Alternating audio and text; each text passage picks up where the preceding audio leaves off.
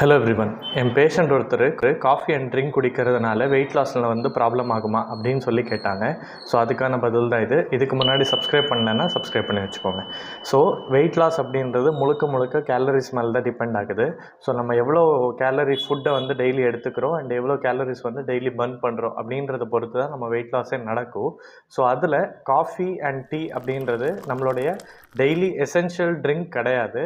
இது நம்ம ஹேபிச்சுவேட்டடாக நம்ம குடிக்கிற ஒரு ட்ரிங்க். ஸோ அதனால் காஃபி அண்ட் டீயில் ஈவன் தோ அதில் ஆன்டி ஆக்சிடென்ட்ஸ் இருக்குது, அதை நம்ம செல்லை டேமேஜ் ஆகிறத வந்து பாதுகாக்கிட்டால் கூட அதில் ஆட் பண்ணுற மில்க் அண்ட் சுகர் என்ன இருக்கோ அது நம்ம கேலரிஸை வந்து எக்ஸ்ட்ராவாகும். ஸோ அதனால் ஒரு நாளைக்கு ஒரு காஃபி குடிச்சு தான் ஆகணுன்ற ஒரு ஹேபிட் இருக்கிறவங்க, இல்லை அதில் ஒரு அடிக்டடாக இருக்கிறவங்க ஒரு காஃபியில் ஒரு டீ குடிக்கிறதுனால வெயிட் லாஸில் எந்த ஒரு ப்ராப்ளம் ஆகாது. பட் அதே ஒரு நாளைக்கு 4-5 டீ காஃபி குடிக்கிறவங்க வந்து கண்டிப்பாக அவங்களோட வெயிட் லாஸை வந்து பாதிக்கும்.